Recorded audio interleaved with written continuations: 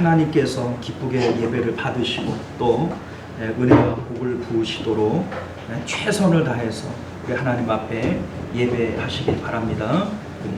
기도하겠습니다.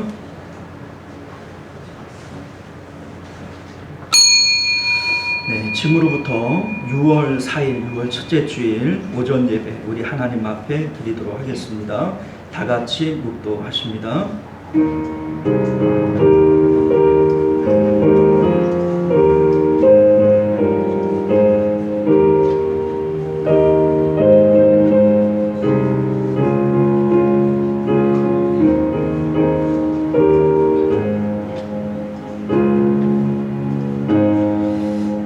아버지께 참되게 예배하는 자들은 영과 진리로 예배할 때가 오나니 곧 이때라.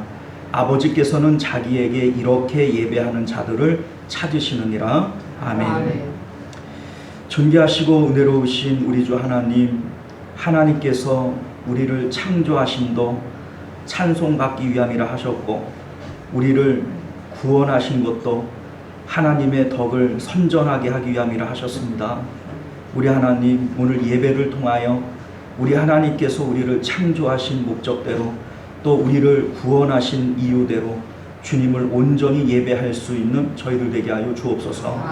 예배 가운데 은혜와 복이 있을 줄 믿습니다. 하나님께서 찾으시는 예배자 저희들이 되게 하시고 우리 하나님 예배를 통하여 부으시는 은혜들을 마음껏 체험하는 저희들 되게 하여 주옵소서. 거룩하신 우리 주 예수님 이름으로 간절히 기도드리옵나이다. 아멘. 우리 다 같이 찬송가 31장 함께 찬양하겠습니다.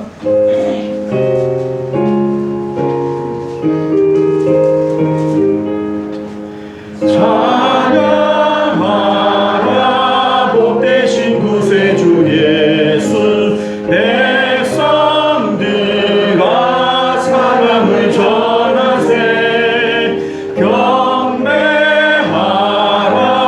하늘의 천군과 천사, 주님 앞에 영광을 돌리세.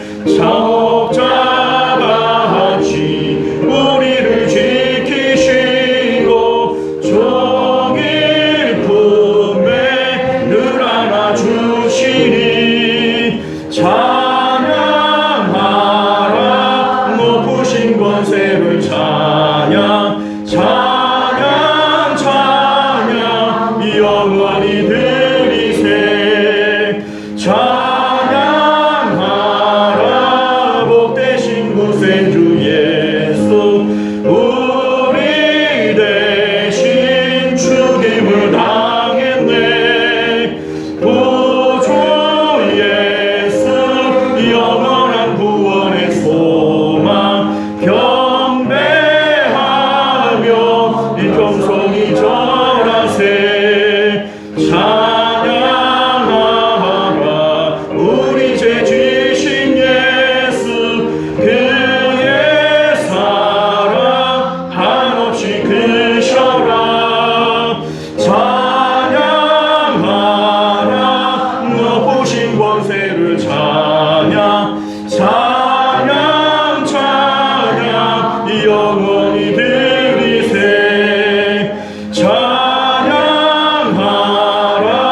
복되신 구세주 예수, 천사들아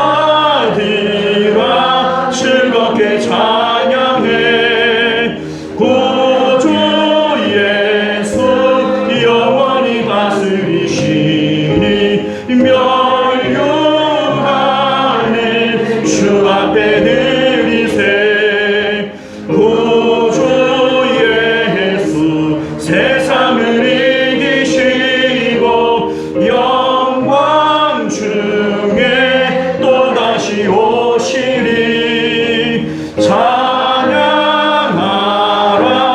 높으신 권세를 찬양, 찬양, 찬양 영원히 드리세. 할렐루야. 우리 한 주간의 삶을 되돌아보면서 우리 하나님 앞에 가까이 나가지 못할 하나님과 우리 사이에 죄가 막힌 담이 되어지겠거든 이제 우리의 언행 심사를 생각하며 하나님 앞에 참여의 기도 드리겠습니다. 우리 함께 기도합니다. 주여 용서하시옵소서. 하나님 성령 충만한 삶을 살지 못했고 아버지와 살려고 노력도 하지 못했고 하나님 그럼에도 불구하고 하나님께서 오래 참으셨고 하나님께서 긍휼을 베풀어 주신 것 하나님 감사합니다.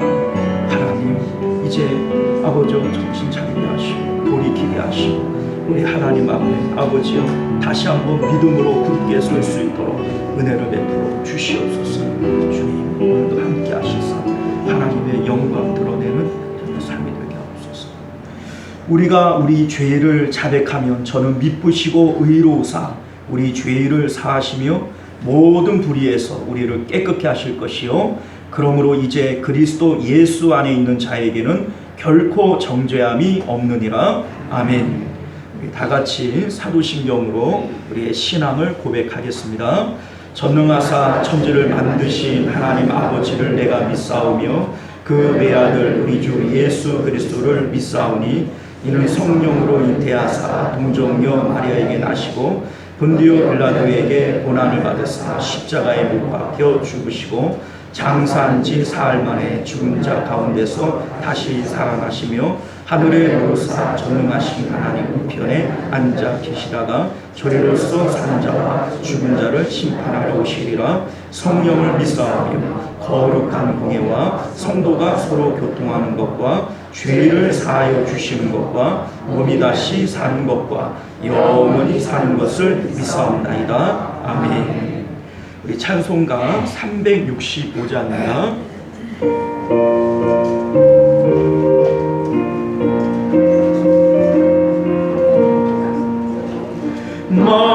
마음속에 근심 있는 사람 주 예수 앞에 아뢰어라. 슬픈 마음 있을 때라도 주 예수께 아뢰라. 주 예수 앞에 아뢰어라. 주 우리의 친구니 무엇이나 근심하지 말고 주 예수께 아뢰라. 눈물 나며 깊은 한숨 쉴 때 주 예수 앞에 아뢰어라. 은밀한 죄 내게 있더라도 주 예수께 아뢰라. 주 예수 앞에 아뢰어라. 주 우리의 친구니 무엇이나 근심하지 말고 주 예수께 아뢰라. 괴로움과 두려움 있을 때에 주 예수 앞에 아뢰어라. 내일 일을 염려하지 말고 주 예수께 아뢰라. 주 예수 앞에 아뢰어라. 주 우리의 친구니 무엇이나 근심하지 말고 주 예수께 아뢰라. 주님 앞에 겁을 내는 자여 주 예수 앞에 아뢰어라. 하늘나라 바라보는 자여 주 예수께 아뢰라. 주 예수 앞에 아뢰어라. 주 우리의 친구니 무엇이나 근심하지 말고 주 예수께 아뢰라. 할렐루야. 자, 이 시간은 우리를 대표해서 최강성 집사님 기도하시겠습니다.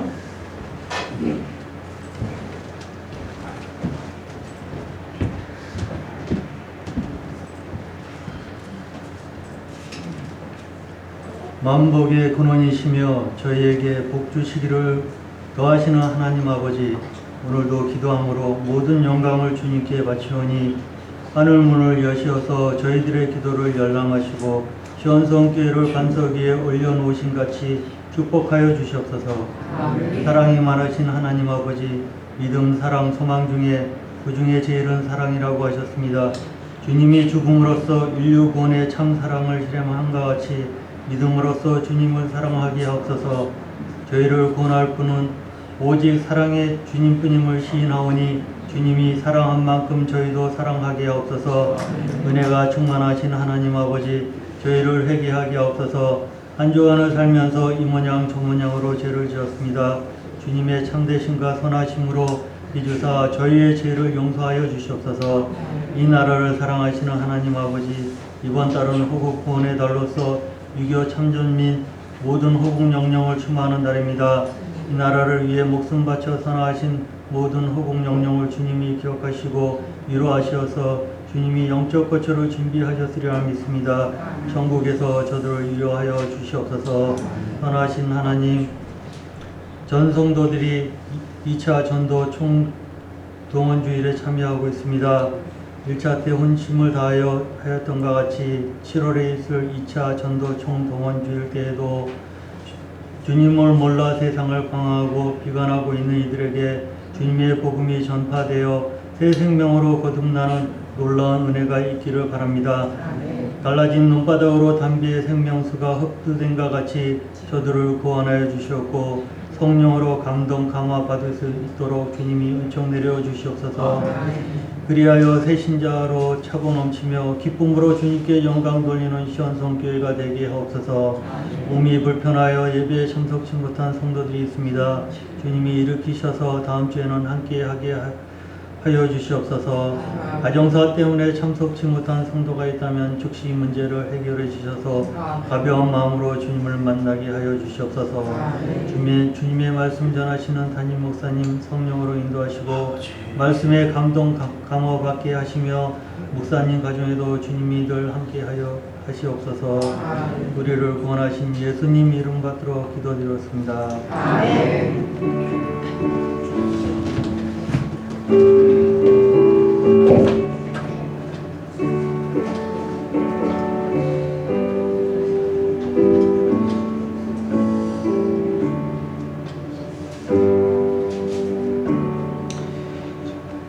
감사합니다.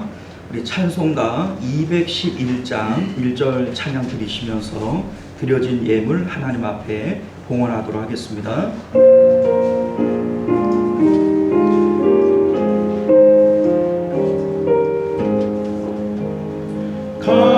값비싼 향유를 주께 드린 막달라 마리아 돈 받아서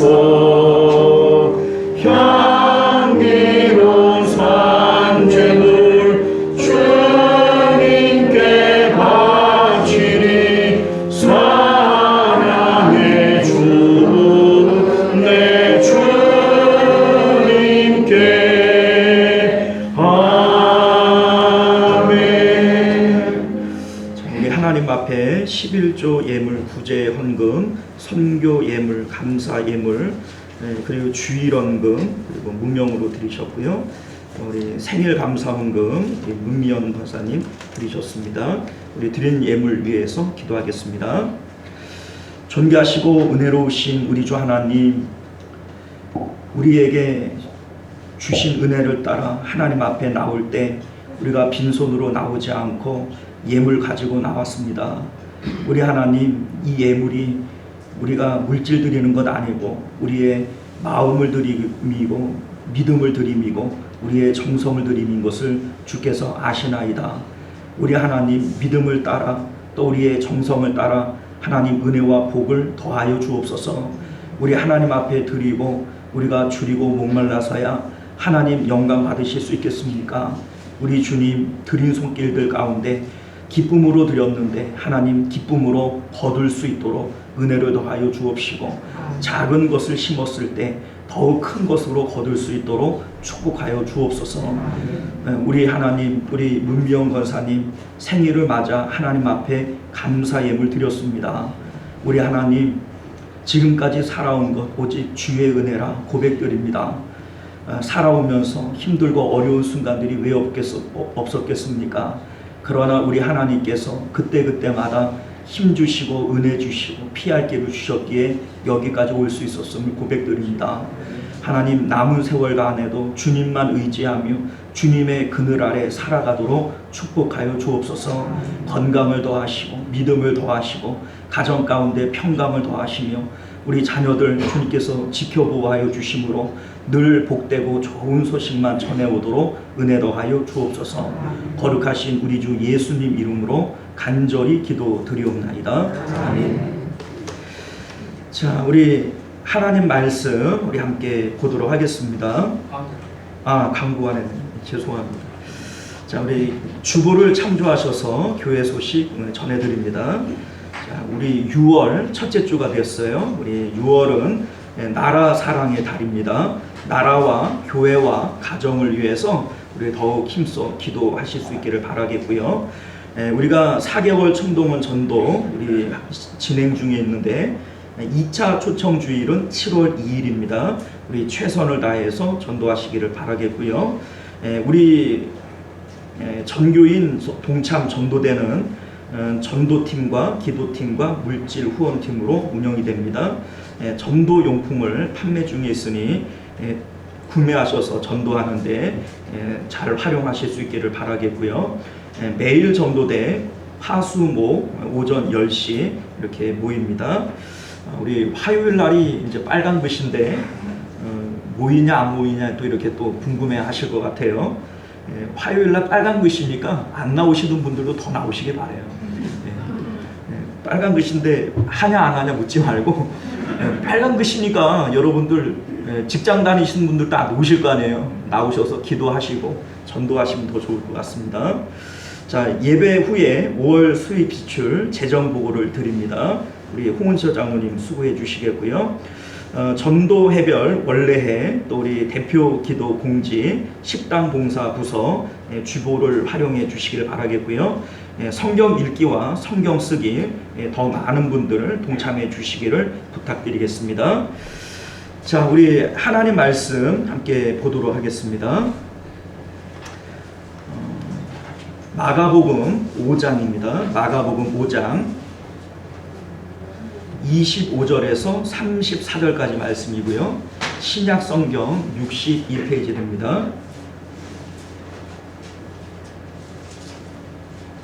마가복음 5장 25절에서 34절까지입니다. 자, 우리 찾으신 줄 믿고 우리 교독하여 읽도록 합니다. 12해를 혈루증으로 앓아온 한 여자가 있어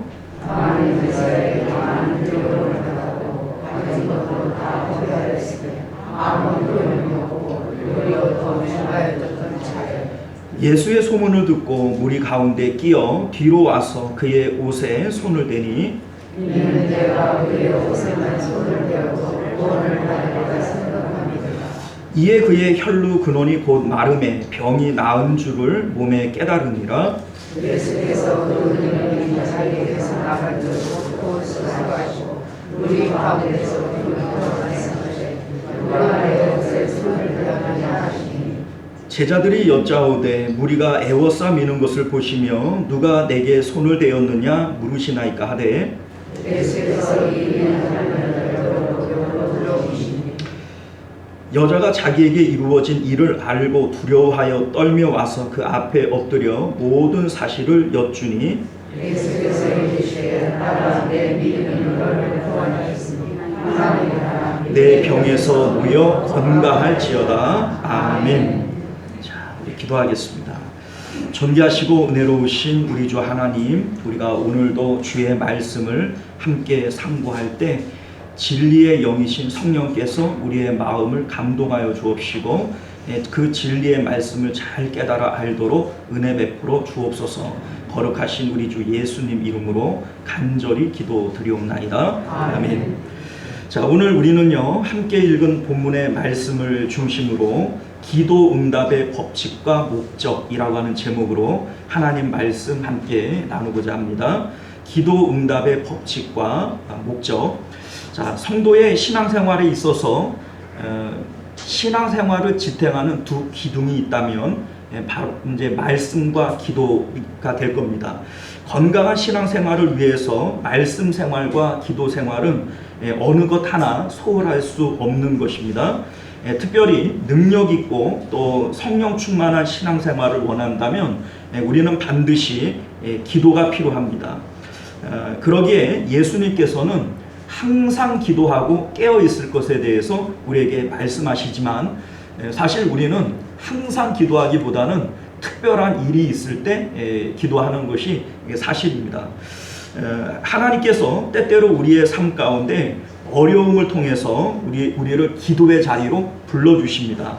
응답을 위해서 믿음을 요구하시고 또 우리의 기도를 통해서 우리는 하나님께 가까이 나아가는 것이 사실입니다.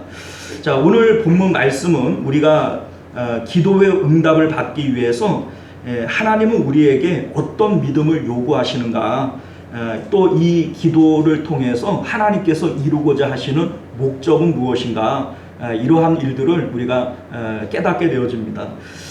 기도에는 목적이 있어요. 하나님께서 우리에게 기도를 시키시는 목적이 있어요. 그러니까 기도의 목적을 이루게 하기 위해서 하나님께서는 기도의 응답을 받는 어떠한 요건이 있습니다. 이건 이제 기도의 법칙, 이렇게 우리가 부르는 거예요. 결론적으로 우리가 얘기를 하자면 하나님께서 우리에게 기도를 시키시는 이유는 하나님께로 가까이 부르시기 위한 거예요. 기도를 통해서 우리는 믿음으로 하나님 앞에 가까이 나아가고 하나님께서는 기도를 통해서 우리를 가까이 부르시는 겁니다. 그렇기 때문에 기도의 법칙이라고 하는 것은요, 내가 죽어져야 하나님을 만나요. 우리는 십자가를 통해서 하나님을 만나요. 하나님은 영이시기 때문에 아직 살아있는 내가 하나님을 만날 수 없습니다. 내가 펄펄 살아있으면 하나님을 만날 수 없어요. 그래서 기도의 법칙은요, 내가 죽어지고 예수가 살 때 하나님께로 가까이 나아갈 수 있는 이러한 조건이 되어지는 거죠. 자, 그게 바로 기도의 응답의 법칙과 목적이 되어지는 겁니다. 자, 오늘 말씀은요, 우리에게 너무나도 잘 알려져 있는 그러한 사건의 말씀입니다. 오늘 말씀은 원래 21절부터 43절까지가 한 덩어리예요, 원래. 이 구성이 어떻게 되어져 있냐면 21절부터 24절까지 먼저 해당장 야이로가 예수님을 찾아와서 병든 자신의 딸을 고쳐달라고 요청을 합니다. 예수님께서 내가 고쳐주리라 말씀하며 야이로의 집으로 가던 도중에 25절부터 34절을 보면 12의 혈루증에 걸린 이 여자가 예수님께로 와서 몸에 손을 대고 병고침을 받습니다. 그리고 뒤에 35절부터 43절까지의 내용을 보면 그 가운데 병든 딸이 죽어요. 그리고 야이로의 딸을 예수님께서 다시 살려내시는 이러한 구성으로 되어져 있는 거죠. 그러니까 야이로의 사건 가운데 12의 혈루증 걸린 여자의 사건이 가운데 샌드위치처럼 끼어있는 이러한 사건이 오늘 본문에 나와 있는 내용입니다. 예수님께서 사실 이 사건이요, 똑같이 치유 사건이지만 분명히 별개의 사건이에요. 그럼에도 불구하고 성경이 왜 이 두 사건을 한데 묶어 놓았는가, 이건 우연히 되어진 일이 아니라 이 두 가지 사건을 통해서 믿음의 본질이 무엇이고 기도의 응답을 받기 위한 하나님의 목적이 뭐냐, 이유가 뭐냐, 이러한 것들을 우리에게 보여주기 위한 것임을 믿으시길 바랍니다. 자, 먼저 첫째, 오늘 본문은요, 전혀 다른 두 신분의 사람을 등장시키고 있어요. 이들의 공통점은 모두가 인생의 수렁에 빠져 있는 상태라고 하는 거죠. 먼저 야이로라고 하는 사람이 어떤 사람이고 어떤 상황에 놓여져 있는가. 야이로는요, 먼저 남자고요, 그리고 덕망 있는 회당장이고요, 그리고 자신의 병든 딸을 구원하고자 예수님을 찾아왔어요. 22절과 23절 말씀을 보면요, 회당장 중에 하나인 야이로라 하는 이가 와서 예수를 보고 발 아래 엎드려 간곡히 구하여 이르되 내 어린 딸이 죽게 되었사오니 오셔서 그의 위에 손을 얹으사 그로 구원을 받아 살게 하소서 하거늘. 자, 여러분들, 유대인 공동체는요 회당 중심의 공동체예요. 이 회당이라고 하는 것이 교육과 종교와 사회 교류의 장소가 되어집니다. 오늘날은 뭐 학교도 있고 또 뭐 교회도 있고 그리고 이제 친목 모임을 위한 어떤 단체들도 많이 있지요. 자, 그런데 당시 유대 사회는요 회당에서 교육이 이루어지고 또 종교 행사가 이루어지고 사회적인 교류가 이루어집니다. 자, 그렇기 때문에 사도 바울도 어디를 가든지 회당을 찾아서 거기서 전도를 했던 것을 보게 돼요. 왜냐하면 그 회당에 모든 유대인들이 모이기 때문인 거죠.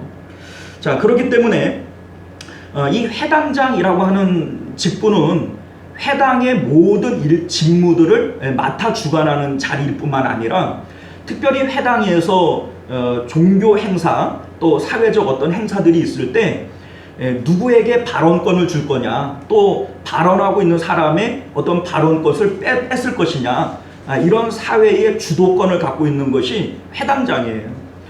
그렇기 때문에 이 회당장은 당시 유대 사회에서 상당한 덕망이 있고 또 지위가 있는 이러한 사람이다, 이렇게 우리가 볼 수가 있는 것이죠.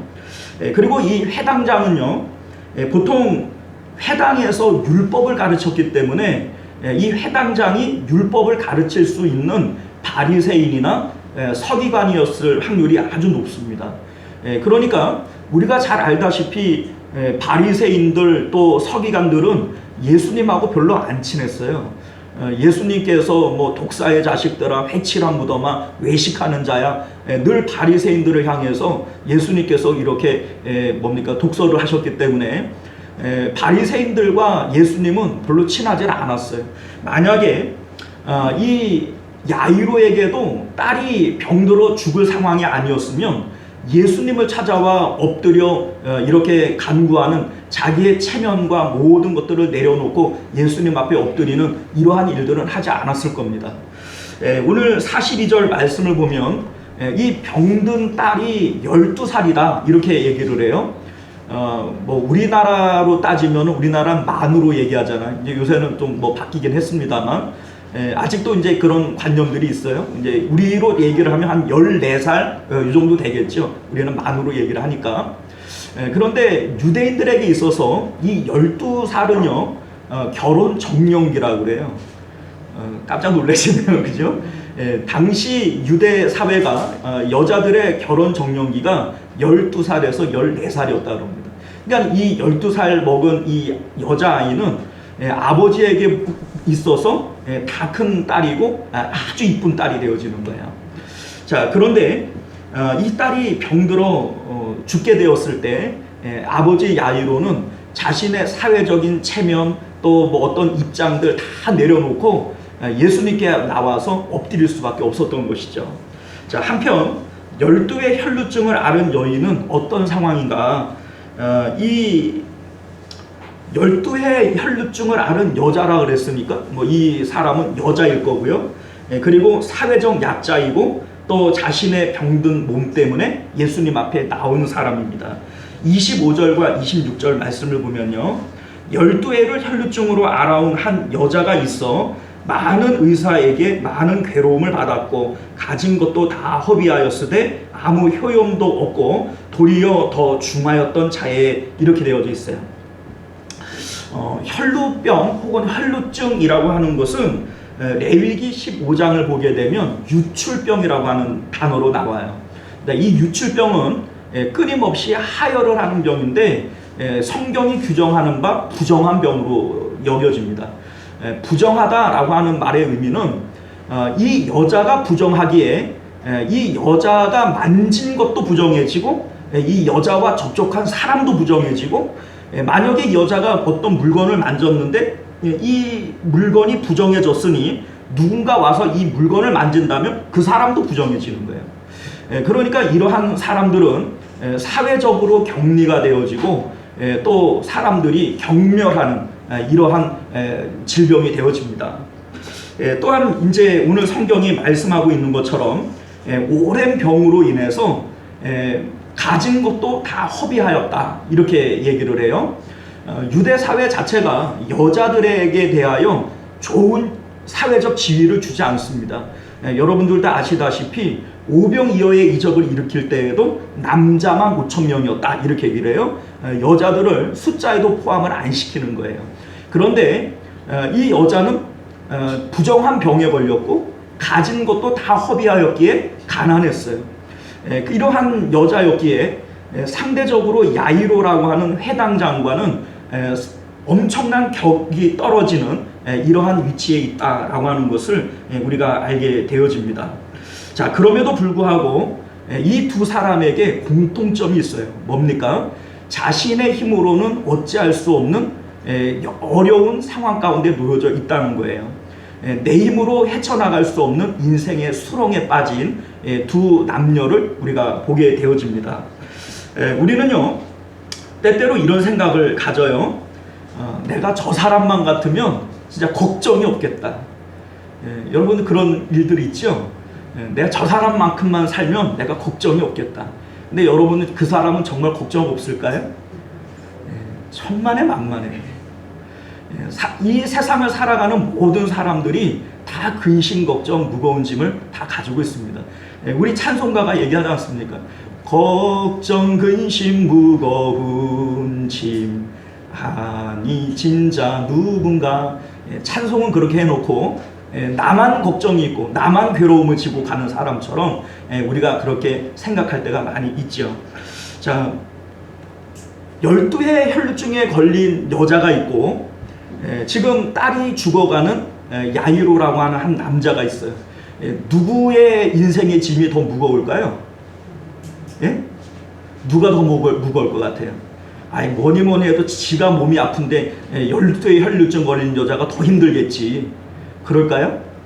아마 야이로는 이렇게 얘기할 수도 있을 것 같아요. 차라리 내가 아프고 내가 죽지 어떻게 딸 죽는 걸 보냐 이렇게 얘기하지 않겠어요?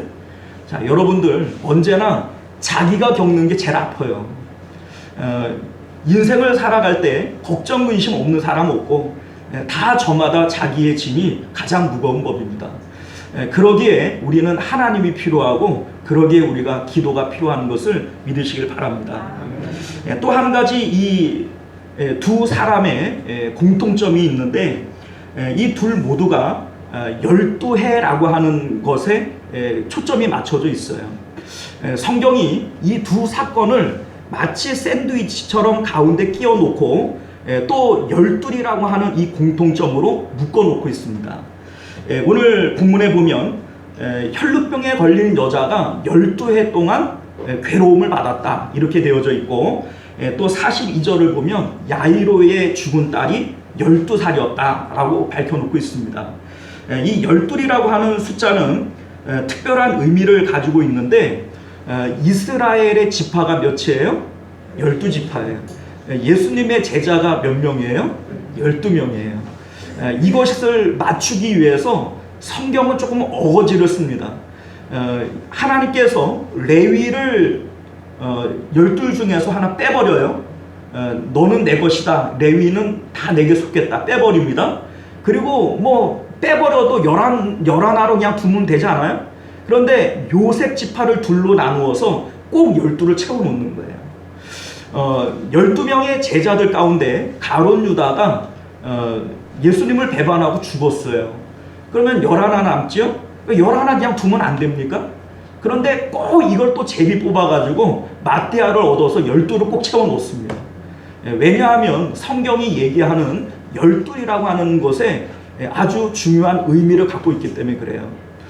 우리가 7이라고 하는 숫자를 우리가 참 좋아하는데 이 7이라고 하는 숫자는 충족수입니다. 충족수. 12는요 완전수예요. 완전수. 꽉 찼다라고 하는 의미의 완전수가 12입니다. 우리가 시계를 보면은 몇 가지 있어요? 12시, 이게 12까지 있죠? 이게 바로 꽉 찼다라고 하는 의미를 담고 있는 거예요. 자, 그런데 이 둘이 어떤 의미를 갖고 있냐면 12의 혈루증을 앓은 이 여자는 12해 동안 괴로움을 받았고 이제 12해이기 때문에 이제 괴로움이 꽉 찬 거예요. 그리고 이제 하나님으로부터 고침받을 시간이 되어진 거죠. 12해를 살아온 야이로의 딸은 아버지로부터 극진한 사랑을 받고 살았어요. 그런데 이제 12이라고 하는 숫자가 차서 이제 그는 죽어야 될 시간이 온 거예요. 이 12이라고 하는 숫자가 이 두 사람에게 어떤 교차점이 되어지는 이러한 의미를 담고 있는 것이죠. 자, 그렇기 때문에 기도의 응답이라고 하는 것은 하나님의 때에 이루어지는 거예요. 12의 혈루증을 앓은 여자도 야, 내가 이제 12를 채웠으니 나으리라 이런 생각 못했을 거고 12해를 살아왔던 이 야이로의 딸도 자신이 이제 12년을 아버지 사랑을 받았으니 이제는 끝날 때가 됐다 이런 생각 못했을 거예요. 이것은 모두 다 하나님의 손에 달려있는 것이죠. 우리가 하나님 앞에 드려지는 이 기도도 역시 마찬가지예요. 기도의 응답은 하나님께 있고 기도의 주도권은 하나님께 있는 겁니다. 그렇기 때문에 우리가 기도의 응답이 하나님의 때에 이루어진다라고 하는 것을 우리가 꼭 기억해야 되겠습니다. 야이로가 예수님에게 고쳐달라고 부르짖을 때 예수님께서 고쳐주겠다 이렇게 말씀하세요. 자, 그리고 야이로가 그 예수님과 함께 집으로 가던 도중에 이 여자는요 원래 율법이 규정하는 부정한 병이기 때문에 사람들과 접할 수가 없어요. 이제 이 사람과 접하는 사람이 부정해지니까 그래서 특별히 이런 여자와 대화를 해야 될 것 같으면 2m를 떨어져서 얘기를 했다고요. 2m. 2m가 어떤 조건이냐면 사람이 대화를 할 때 침이 튀기는 뭡니까 거리라고 그래요. 그래서 이 여자와 내가 어떤 것도 접촉하지 않겠다 이러한 의미가 2m입니다. 그런데 오늘 말씀을 보면 24절을 볼까요? 이에 그와 함께 가실새 큰 무리가 따라가며 애워싸 밀더라 이렇게 되어져 있어요. 사람들이 애워싸고 그리고 뭐 서로 밀고 당기는 이러한 상황 가운데 이 여자가 정상적인 방법으로는 예수님을 만날 기회가 없어요. 자, 그러니까 이 여자는요 예수님을 만나기 위해서 소위 이제 사람들을 속이고 예수님을 속이고 또 예수님 그 뒤로 돌아가서 조용히 예수님을 만지는 이러한 일을 하게 되어집니다. 27절과 28절 말씀을 보면요 예수의 소문을 듣고 무리 가운데 끼어 뒤로 와서 그의 옷에 손을 대니 이렇게 되어져 있어요. 이는 내가 그의 옷에만 손을 대어도 구원을 받으리라 생각하밀러라. 자, 그런데 놀라운 것은 이 여자가 이러한 상황 가운데 예수님에게 손을 대었는데 놀라운 일이 일어납니다. 여자의 혈루 근원이 곧 마르고 병이 낫게 되어지는 거예요. 예수님께서 이 여자를 고쳐주리라고 말한 적도 없고 고쳐줄 의도도 없었어요.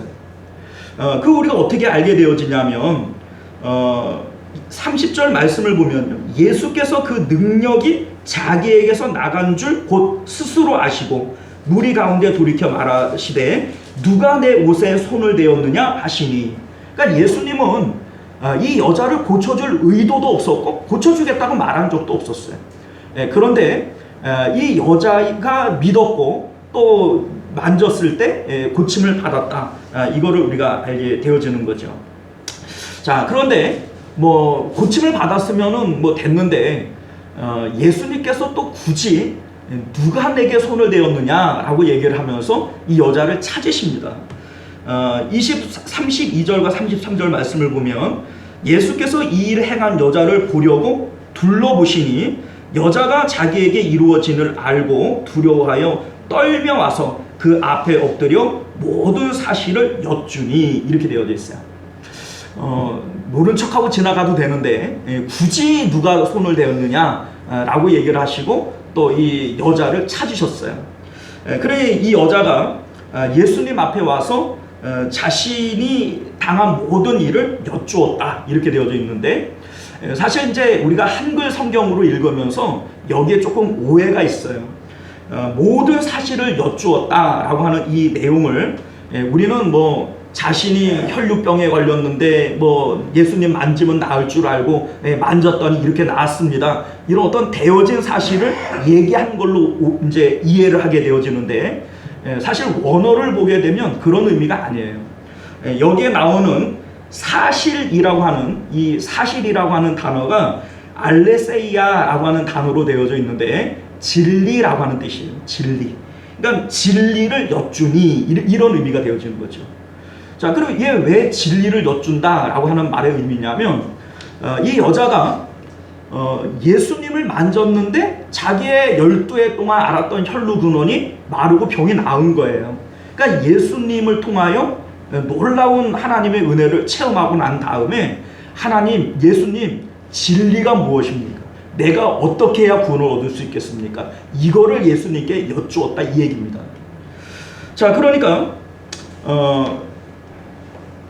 이 여자가 지금 병이 낫고 나서 깨달아지는 것은 뭐냐면, 예수님을 참 선지자요 그리스도로 믿게 되어지는 거예요. 그러니 진리가 무엇이고 내가 어떻게 해야 구원을 얻을 수 있겠습니까? 라고 지금 예수님께 여쭈고 있는 거죠.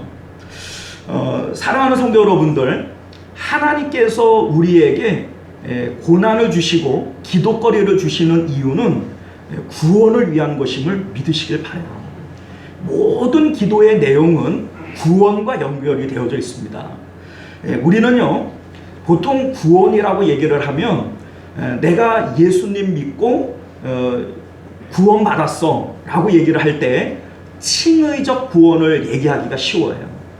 그런데 신학적으로 볼 때 구원의 서정, 구원의 과정이라고 하는 것이 있는데, 여기 가운데에는요 구원을 세 종류로 얘기를 합니다.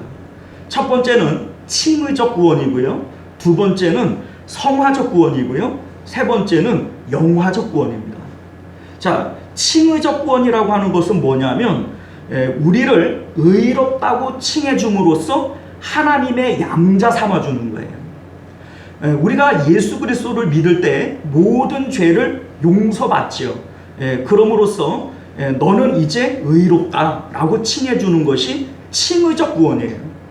그러니까 예수님을 믿고 우리가 구원받았다라고 얘기를 할 때 이제 이 내용이 바로 칭의적 구원이죠. 맨 마지막에 영화적 구원이라고 얘기를 하는 것은요, 우리가 나중에 예수님으로부터 심판받고 영원한 하나님 나라 들어가는 거, 실질적으로 우리가 하나님 나라 들어가는 게 영화적 구원이에요. 그러니까 예수님을 처음 믿을 때 고백으로 얻게 되어지는 것이 칭의적 구원이고, 마지막에 우리가 하나님 나라 들어갈 때 얻는 것이 영화적 구원이에요. 근데 이 가운데 얻어지는 것이 있는데 성화적 구원입니다. 자, 이 성화적 구원이 무슨 의미냐면, 칭의적 구원은요, 하나님께서 우리에게 믿음이라고 하는 씨앗을 심는 것과 같아요. 영화적 구원이라고 하는 것은 마지막 열매를 맺는 것과 같아요. 가운데 뭐가 필요하겠어요? 자라나는 게 필요하죠. 자, 그러니까 사도 바울이 두렵고 떨림으로 너희의 구원을 이루라 이렇게 얘기를 해요. 여기에 보면 두렵고 떨림으로 구원을 이루었대요, 이루어 가래요. 이루어 가라 그러잖아요. 그런데 성경은 이렇게 얘기를 하잖아요. 너희가 예수 그리스도를 믿으면 구원을 얻었고 라고 얘기를 해요. 그러니까 구원을 얻었대요, 얻을 거래요. 얻었대요. 그러니까 어떤 곳에서는 구원을 얻었다고 얘기하고, 주 예수를 믿으라 그리하면 너와 내 집이 구원을 얻으리라, 구원을 얻었다고 얘기를 하고, 또 사도 바울은 두렵고 떨림으로 구원을 이루어가라고 얘기하고, 어느 장단에 우리가 춤을 춰야 됩니까? 그러면 서로 틀린 얘기를 하는 건가요? 아니에요. 구원이 한 종류가 아니기 때문에 그렇습니다. 구원은 우리가 예수 그리스도를 믿을 때 칭의적 구원을 얻어요. 그리고 마지막 하나님 나라 들어갈 때 영화적 구원을 얻어요. 그런데 씨를 심는 것과 열매를 맺는 것 가운데 중간에 자라나는 과정이 있어요. 이것이 바로 성화적 구원이고, 구원이라고 하는 것이 다 똑같은 모양일 수가 없습니다. 고린도 후서가 말씀하고 있는 것처럼 새의 부활이 다르고 사람의 부활이 다르고 짐승의 부활이 다르다라고 얘기를 하는 것처럼 성도와 성도 간의 부활도 다 다를 수밖에 없습니다. 여러분들이 이런 생각을 가질 수 있어요. 한평 강도가 죽기 직전에 주여 당신의 나라에 이를 때 나를 좀 기억해 주십시오. 예수님께서 네가 오늘날 나와 함께 낙원에 있으리라 이렇게 얘기를 했어요. 자, 천국 같겠어요? 지옥 같겠어요? 야, 나도 저렇게 믿고 싶다. 평생을 그냥 내 마음대로 막 죄짓고 살아가다가 마지막 죽기 직전에 저 예수님 믿고 천국 가니 얼마나 좋겠냐. 정말 좋을까요? 모든 부활이, 모든 천국이 다 똑같다면 그게 좋을 수도 있어요. 근데 여러분들, 모든 부활이 다르고 모든 천국이 다릅니다. 여러분, 만약에 하나님 나라가 천국이 공평해야지, 모든 사람에게 천국은 공평해야지, 그렇게 다 차별이 있는 천국 같으면 그게 어떻게 공평한 천국이냐? 아니요, 그게 공평해요. 여러분들 잘 생각을 해보세요. 사도 바울처럼 죽도록 충성한 사람의 천국과 저같이 날라리로 신앙생활 하다가 천국 가는 사람의 천국과 동일하다면 그게 공평입니까? 그게 불공평해요. 여러분들이 왜 예수 그리스도를 먼저 알아야 되고 죽도록 충성해야 되고 그리고 하나님 나라에 들어가야 되느냐? 거기에 이유가 있어요. 성화적 구원을 이루지 못한 사람들은 개털 모자 쓰고 천국 가는 거예요. 그러니 한평 강도처럼 죽기 직전에 예수님 믿고 천국 갔으니 저 사람이 복되다. 아니요, 그게 복된 게 아닙니다. 여러분들처럼 예수 그리스도를 먼저 알고 주님을 위해서 섬길 기회가 있고 그리고 천국 가는 사람들이 훨씬 더 복된다는 것을 믿으시길 바라요. 아멘. 자, 예레미야 애가 3장 33절 말씀을 보면요, 주께서 인생으로 고생하게 하시며 근심하게 하심은 하나님의 본심이 아니라고 그랬어요. 왜 하나님께서 우리 인생으로 고난과 어려움을 주시고 그로 인해서 하나님 앞에 기도하게 하시는가? 우리의 믿음을 위해서요. 성화적 구원을 위해서요. 모든 기도의 핵심은 우리의 구원에 있고 하나님께 가까이 나아가게 하는 데 있다라고 하는 것을 믿으시길 바랍니다. 자, 이 여자가 예수님께 긴 간증을 하지 않았겠어요? 왜냐하면 만약에 이 여자가 자신의 되어진 어떤 그런 간증들을 하지 않았다면 오늘 성경을 기록한 뭐 마태나 마가나 이런 사람들이 이 내용을 적을 수 없었겠죠. 그런데 이 여자가 뭐 12해 동안 병을 앓았으니 얼마나 한이 많았고 이 한 많은 여자가 이제 얘기를 시작했으니 얼마나 길었겠어요. 물론 은혜스러웠겠지만 이 간증을 은혜스럽게 못 들을 한 사람이 있었습니다. 누굴까요?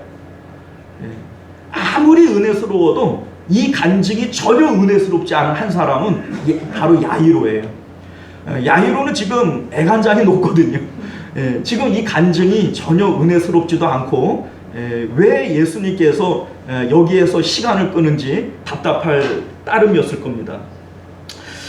아니나 다를까 예수님께서 이 한많은 여자의 긴 간증을 듣는 순간에 집으로부터 사람이 찾아와서 자신의 딸이 죽었다 이렇게 소식을 전합니다.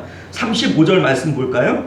아직 예수께서 말씀하실 때에 회당장의 집에서 사람들이 와서 회당장에게 이르되 당신의 딸이 죽었나이다. 어찌하여 선생을 더 괴롭게 하나이까? 라고 얘기를 해요.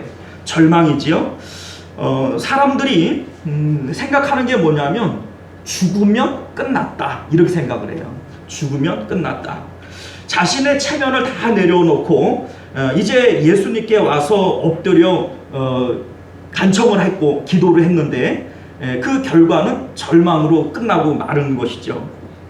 자, 우리는 때때로 기도할 때 하나님께서 우리에게 더 큰 믿음을 요구하실 때가 있음을 깨닫게 되어집니다.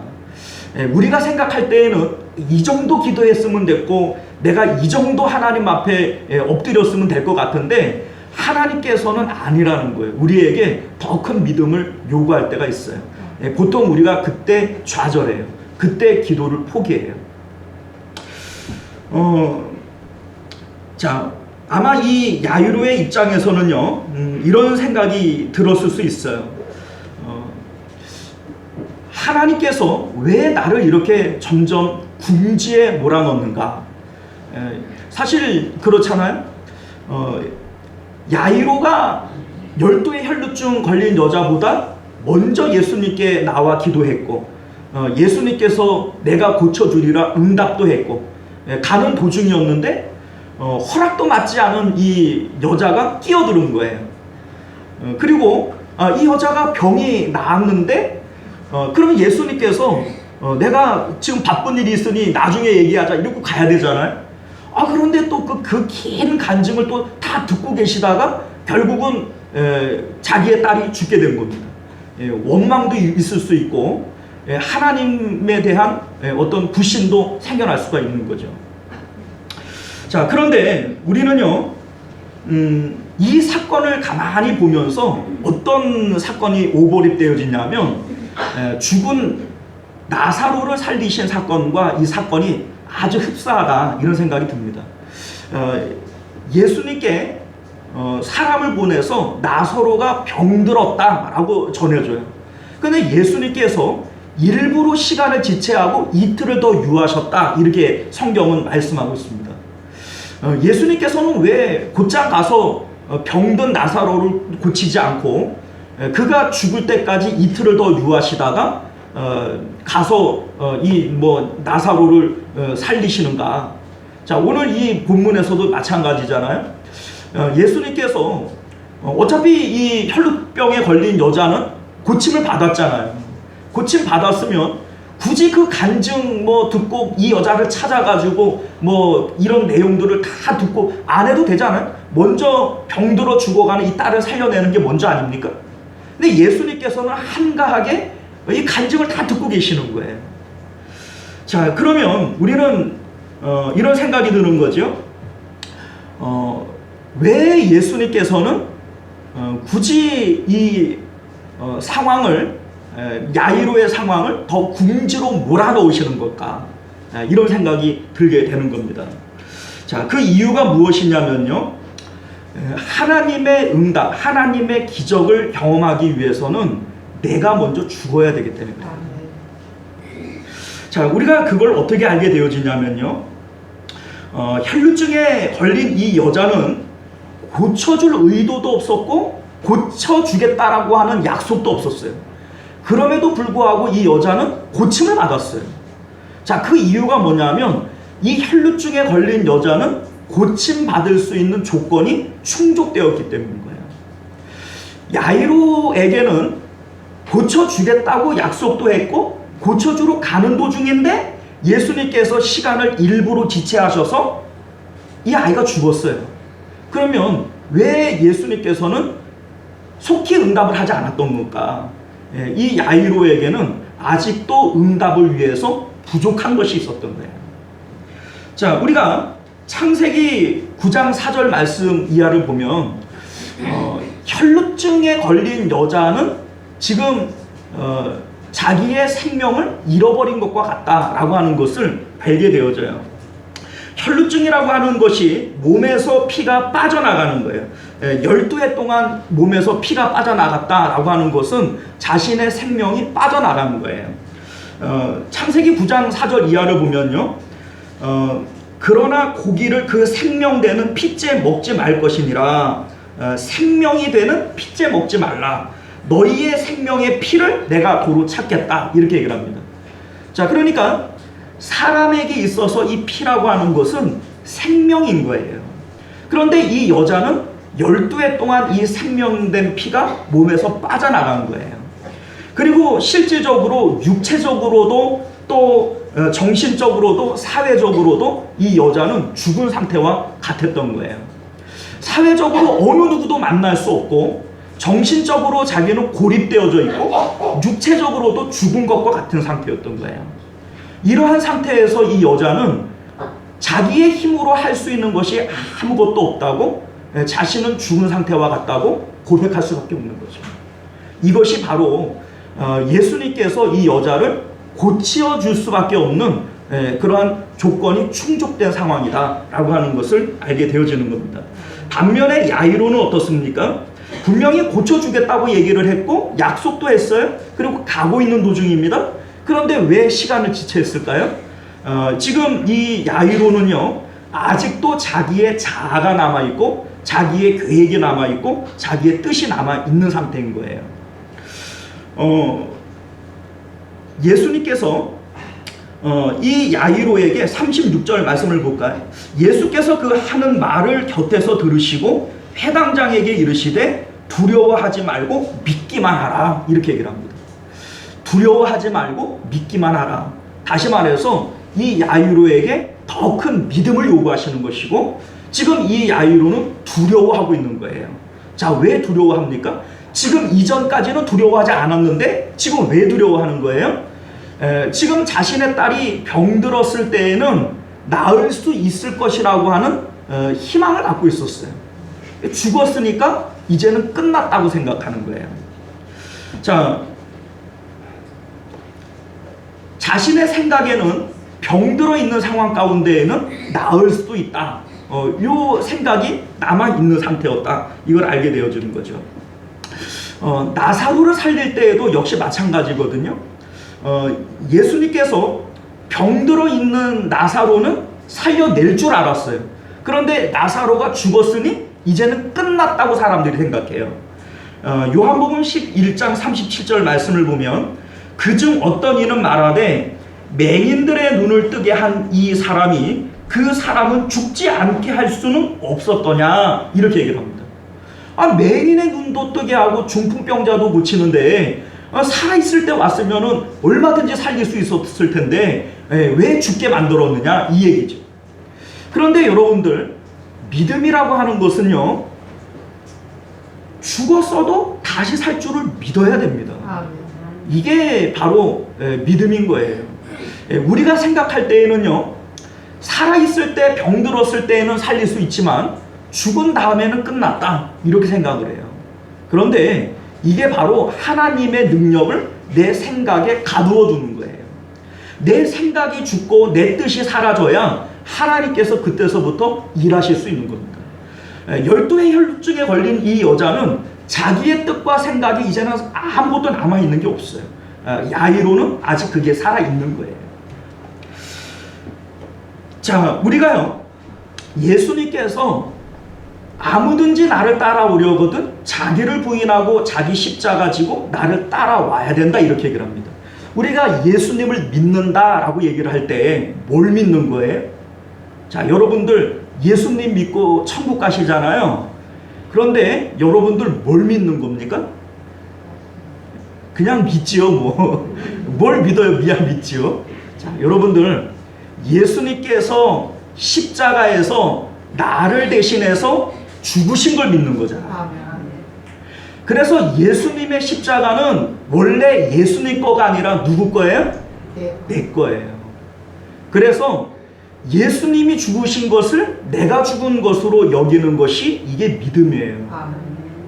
그런데 우리는 알기로는 이렇게 아는데, 예수님께서 자기 십자가 지고 나 따라와라, 너 죽은 존재로 알고 나 따라와라, 이 얘기인데 절대로 안 죽어요. 우리 주님께서는 나 따라오려거든 자기 죽음을 인정하고 따라오라고 얘기를 하는데, 이게 믿음의 본질인데 우리는 내가 살려고 예수님 믿지 죽으려고 예수님 믿질 않아요. 성경은 우리에게 뭐라고 얘기를 합니까? 자기를 위해서 살고자 하는 자는 죽을 것이고 주님을 위해서 죽는 자는 살 것이라고 얘기하거든요. 그런데 언제나 내가 살려고 예수님 믿고 내가 살려고 기도해요. 그러니까 이루어지질 않는 거예요. 우리가 배우자를 위해서 뭐 부모님의 문제, 자식의 문제, 이웃과의 문제, 회사 일 때문에, 사업 때문에, 여러 가지 뭐 입시의 일 때문에 우리가 하나님 앞에 기도해요. 그런데 내가 십자가에서 죽은 자라고 생각하고 기도해요? 아니면 내가 살아있는 자라고 생각하고 기도해요? 여전히 내가 살아있잖아요. 내가 살아서 내 뜻을 이루기 위해서 하나님을 도구 삼아서 기도하는 거잖아요. 그래서 야고보서 4장 3절은 뭐라고 얘기를 합니까? 너희가 구하여도 받지 못하는 것은 정욕에 쓰려고 잘못 구하기 때문이다. 이렇게 얘기를 하는 겁니다. 예수님은 제자가 되기 위해서는 자기 십자가를 지고 나 따라오라고 얘기해요. 이게 제자도의 첫 번째예요, 여러분들. 예수님을 믿는 것의 첫 번째는 자기 십자가 지고 주님 따라가는 거예요. 그런데 우리는 여전히 내가 살아있으면서 내 뜻과 내 계획을 이루기 위해서 하나님을 자꾸 찾는 거죠. 정욕에 쓰려고 잘못 구하는 거예요. 기도해도 왜 못 얻습니까? 벌써 단추가 잘못 끼워진 거예요. 오늘 본문이 우리에게 지금 그걸 보여주고 있어요. 혈루증에 걸린 이 여자는요, 이미 육체적으로, 사회적으로, 정신적으로 죽은 상태예요. 하나님께서 이제는 구원해 주실 길만 남은 거예요. 야이로는요, 아직도 남아있어요. 자기의 체면도 버렸고 사회적 지위도 버렸고 예수님 앞에 무릎 꿇는 이 정도 했으면 내가 되겠지. 아니요. 하나님께서는 더 요구하시는 거예요. 네가 죽어야 된다는 거죠. 네 뜻이 죽어야 되고 네 생각이 죽어야 되고 내가 죽어야 예수가 사는 겁니다. 우리가 창세기 1장 1절 말씀을 아시죠? 너무나도 중요한 말씀이니까요. 태초에 하나님이 천지를 창조하시니라 땅이 혼돈하고 공허하며 흑암이 깊은 가운데 있고 하나님의 영은 수면 가운데 운행하시니라. 창조의 하나님은요, 땅이 혼돈하고 공허하고 흑암 가운데에서 일하기 시작하셨어요. 오늘날 우리들은 자기의 빛이 남아있어요. 아직 내 계획이 남아있고 내 뜻이 남아있고 내 희망의 빛이 남아있어요. 그 상황에서 하나님이 일 안 하십니다. 하나님은 언제나 흑암 가운데에서 창조의 능력으로 일하시는 거예요. 그러니 이 야이로가 아직 살아있으니까 기회는 있어. 아직 죽은 게 아니니까 희망이 있어. 아직 빛이 남아있는 상황 가운데에는 하나님께서 일하실 수 없는 상황인 거예요. 우리는 이 빛을 인공적으로 꺼버려야 됩니다. 여러분들, 옛날에 우리 어릴 때만 하더라도 밤에 하늘을 보면 별이 빽빽하게 있었어요. 그죠? 근데 요새 하늘 보면 별이 있어요, 없어요? 왜 이렇게 별이 없을까요? 옛날에 있었던 그 별이 그냥 다 떨어지고 없나요? 지금도 그 하늘에는 별이 똑같이 있어요. 그런데 지금은 네온 사인들이 밝고 도시의 그런 조명들이 환하기 때문에 하늘의 별이 거의 안 보여요. 하나님의 빛은 처음이나 지금이나 알파와 오메가로 동일하게 있어요. 그런데 오늘날 우리들의 인공의 조명들이 너무나도 밝아서 하나님의 빛이 안 보이는 거예요. 이게 꺼야 됩니다. 어떻게 해요? 예수님의 십자가로 이걸 끌 수가 있어요. 내가 죽은 존재라고 하는 것을 믿음으로 고백하는 거예요. 나는 아무것도 할 수 없는 존재라고 하는 것을 믿음으로 고백하는 거예요. 그래서 내가 죽고 내 삶이 흑암으로 바뀔 때 우리 주님께서 그때부터 창조의 능력으로 일하신다는 것을 믿으시길 바랍니다. 이제 말씀을 맺도록 하겠습니다. 우리 하나님께서 때때로 우리에게 인생의 고난을 주시고 기도를 시키시는 이유는요, 우리 하나님께서 우리를 하나님 품으로 가까이 부르시는 거예요. 이것을 우리는 성화적 구원이라고 얘기를 합니다. 걱정도 없고 근심도 없고 그냥 편안하게 살다가 가면 좋지요. 그러면 좋겠다 이런 생각이 들 겁니다. 그런데 하나님께서 우리에게 요구하시는 것은 더 좋은 믿음으로 하나님 앞에 나아오기를 원하시는 거예요. 욥기서를 통해서 우리가 그걸 보게 되지 않습니까? 욥은 고난당하기 전에도 이미 동방의 의인이라고 불렸어요. 그 정도 하면 된 거 아니에요? 그 정도면 충분하잖아요. 그런데 아니에요. 하나님께서는 그의 믿음을 더욱 정금과 같이 나오기를 바래요. 귀로만 듣던 그 하나님을 눈으로도 보기를 바래요. 우리가 생각할 때에는 그 정도 믿고 편안히 살다가 하나님 만나면 복이다 이렇게 생각하지만 하나님께서는 아니래요. 너희가 세상 가운데에는 욥과 같이 고난을 당한다 할지라도 더 좋은 믿음으로 하나님 나라 오는 것이 그게 진짜 복이래요. 우리 하나님께서 기도의 목적을 그렇게 가지고 계시기 때문에 우리 하나님께서 우리에게 응답을 위해서 요구하시는 것은 우리가 죽어지기를 바라요.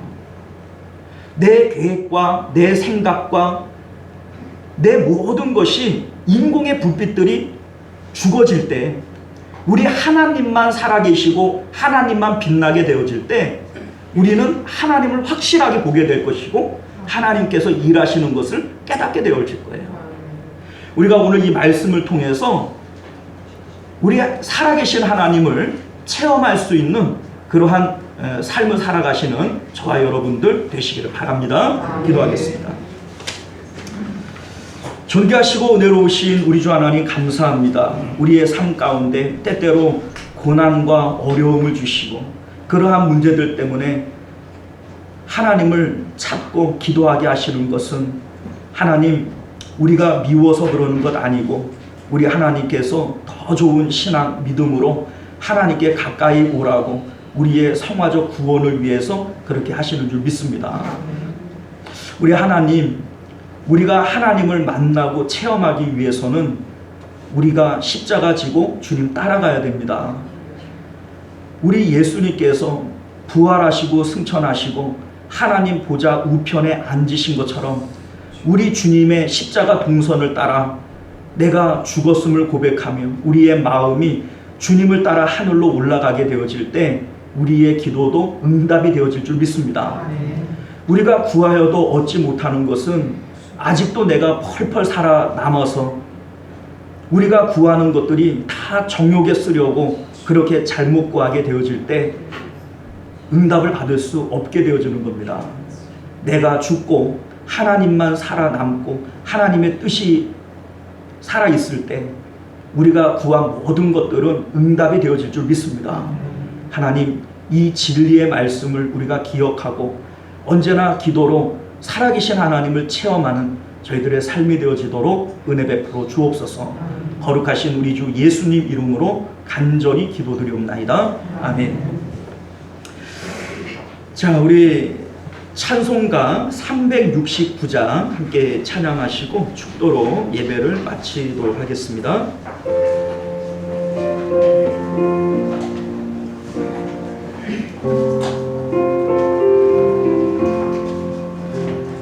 죄짐 맡은 우리 구주 어찌 좋은 친구인지 걱정 근심 무거운 짐 우리 주께 맡기세. 주께 고함 없는 고로 복을 받지 못하네. 사람들이 어찌하여 아래 주를 모를까.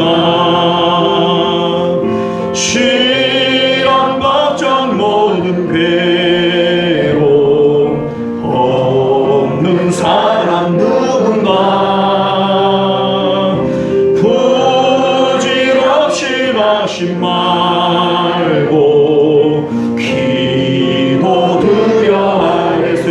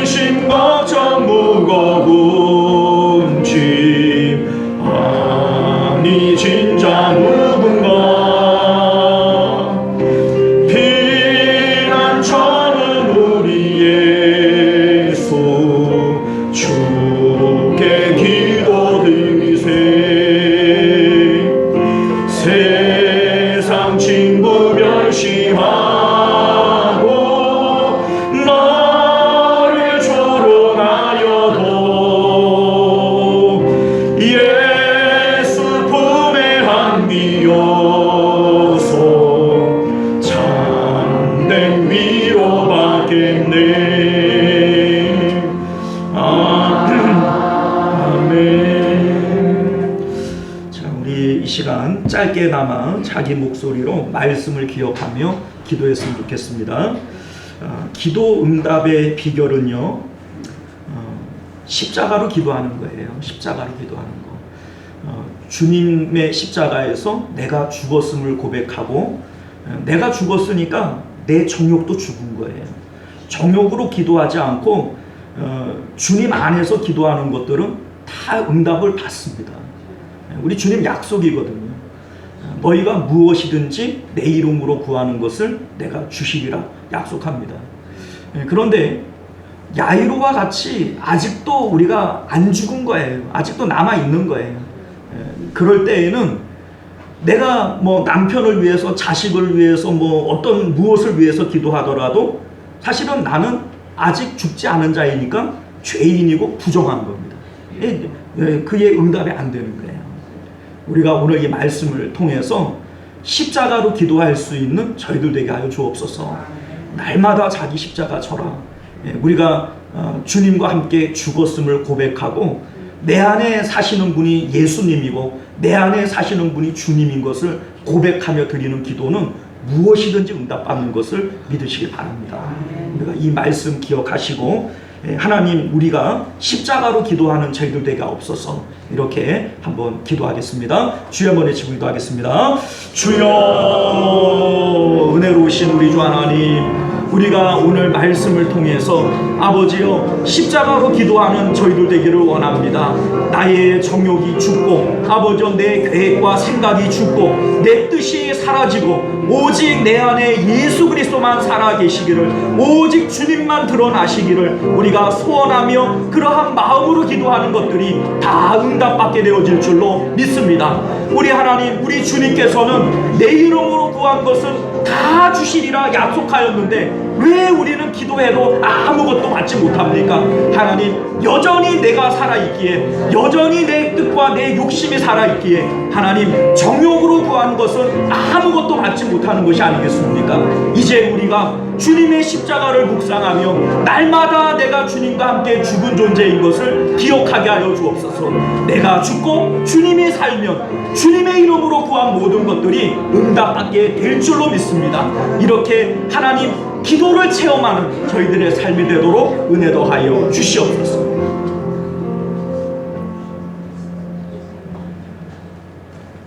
존귀하시고 내려오신 우리 주 하나님, 십자가로 기도할 수 있는 저희들 되게 하여 주옵소서. 너희가 구하여도 얻지 못함은 정욕에 쓰려고 잘못 구하기 때문이라 말씀합니다. 아직 내가 죽지 않고 내가 살아있는 상태에서는 내 욕심과 정욕이 작용하지 않을 수 없습니다. 내가 가정을 위해서, 자녀들을 위해서, 사업을 위해서, 무엇을 위해서 기도하더라도 하나님, 내가 아직 살아있는 죄인된 내가 살아있을 때 그것들을 손으로 만지면 그것들이 다 부정해지는 겁니다. 하나님, 내가 먼저 십자가로 죽었음을 고백하고 이제 내 안에 예수 그리스도만 살아계실 때 주의 이름으로 구하는 모든 것들은 다 응답받을 줄 믿습니다. 이것이 주님의 언약이 아닙니까? 우리가 이 언약을 붙들고 오늘도 십자가로 기도할 수 있는 저희들 되게 하여 주옵소서. 거룩하신 우리 주 예수님 이름으로 간절히 기도드리옵나이다.